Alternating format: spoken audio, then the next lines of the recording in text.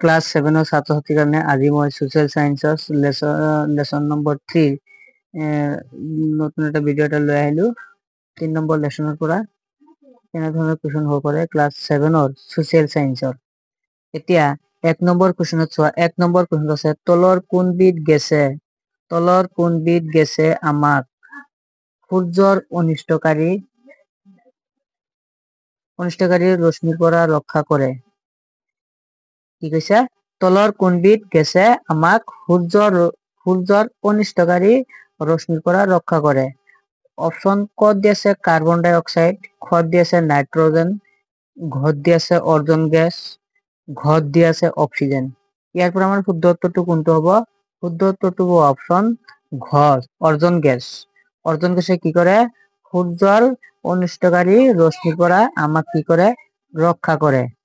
2 number হিমবাহৰ অৱক্ষেপণবোৰৰ নাম হল ক নম্বৰ আছে প্লাবন ভূমি, খ নম্বৰ আছে কাঠফুলা, গ নম্বৰ আছে গ্ৰাফ, ঘ নম্বৰ আছে মেঘ।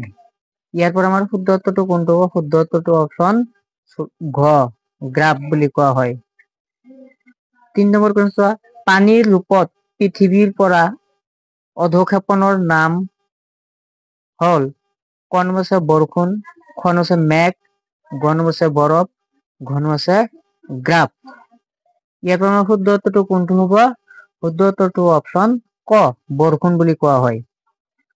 4 নম্বৰ কোৱেশ্চনত চোৱা কাঠফুলা আকৃতিৰ শিলা পোৱা ঠাই কাঠফুলাৰ আকৃতিৰ শিলা পোৱা ঠাই ক নম্বৰ আছে নদী উপত্যকা, খ নম্বৰ আছে মৰুভূমি, গ নম্বৰ আছে প্লাবন ভূমি, ঘ নম্বৰ আছে মেঘ। ইয়াৰ পৰা আমাৰ শুদ্ধ উত্তৰটো কোনটো হ'ব? শুদ্ধ উত্তৰটো অপশন খ মৰুভূমি বুলি কোৱা হয়। কাঠফুলাৰ আকৃতিৰ শিলা পোৱা ঠাই হৈছে মৰুভূমি।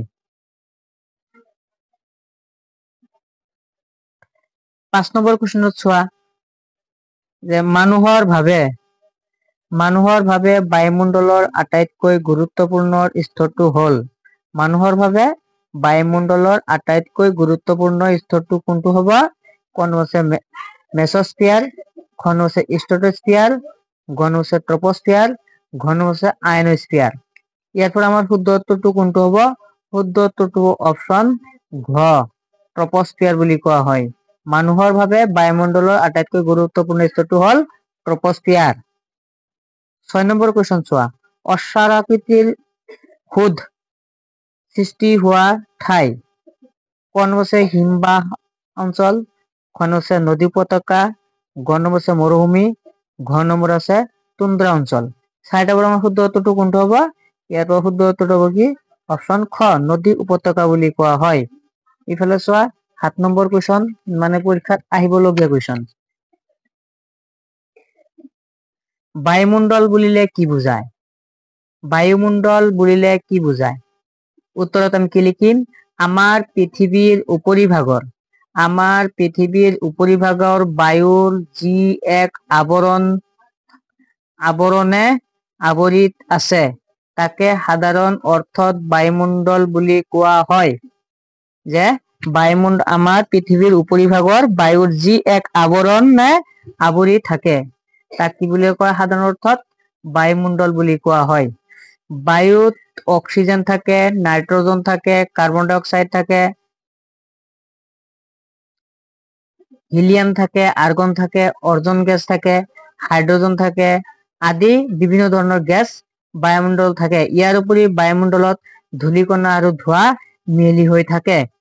এতিয়া ইয়াকে কি বুলি কোৱা হয়? বায়ুমণ্ডল বুলি কোৱা হয়। আৰু এটা ইয়াৰ পৰা কুৱেশ্চন এটা হ'ব পাৰে যে বায়ুমণ্ডলত থকা আটাইতকৈ বেছি পৰিমাণে থকা গেছবিধৰ নাম কি? তেনেহলে কি হ'ব আমাৰ কোনটো গেছ হ'ব? নাইট্ৰজেন গেছ থাকে বায়ুমণ্ডলত। 8 নম্বৰ প্ৰশ্নটো সাময়িক বতাহ কাক বোলে? সাময়িক বতাহ কাক বোলে? যে উত্তৰত আমি কি লিখিম? দিনটোৰ বিভিন্ন সময়ত বতাহ বয়। দিনত বিভিন্ন সময়ত কি বয়? বতাহ বয়। সেইদৰে বছৰৰ বিভিন্ন ঋতুত বতাহ বলা দেখা যায়। বছৰত বিভিন্ন ঋতুত বেলেগ বেলেগ ধৰণৰ বতাহ বলে। এই বতাহৰ কাৰণ হল বায়ুমণ্ডলত হোৱা চাপ আৰু চাপৰ তাৰতম্য। তাৰতম্য মানে বতাহ জোৰে বা লাহে কেতিয়াবা হয়, ইয়াকে কি বতাহৰ চাপ আৰু তাৰতম্য বুলি কৈছে। ইয়াৰ ফলত চাপবোৰৰ তাৰতম্য ঘটে। ইয়াৰ ফলত কি হয়, বতাহ কেতিয়াবা জোৰে বয়, কেতিয়াবা লাহে বৈ থাকে। ইয়াৰ ফলত কি হয়, ইয়াৰ তাৰতম্য ঘটে। এনে তাৰতম্যৰ ফলত উচ্চ চাপ অঞ্চলৰ পৰা এনে তাৰতম্যৰ ফলত উচ্চ চাপ আৰু অঞ্চলৰ পৰা কি হয়, নিম্ন চাপ অঞ্চললৈ যি বতাহ বলে তাকে কি বুলি কয়, সাময়িক বতাহ বুলি কোৱা হয়। সাময়িক বতাহৰ কিছুমান ভাগ আছে। ইয়াৰ পৰা হৈছে কি জলবতাহ, স্থল বতাহ, মৌচুমী বতাহ আদিক একেলগে কি বুলি কোৱা হয়, সাময়িক বতাহ বুলি কোৱা হয়। তোমালোকে মনত ৰাখিবা, মৌচুমী বতাহক সাময়িক বতাহ বুলি কোৱা হয়, স্থল বতাহকো সাময়িক বতাহ বুলি কোৱা হয়, জল বতাহকো সাময়িক বতাহ বুলি কোৱা হয়। মনত ৰাখিবা। Thank U.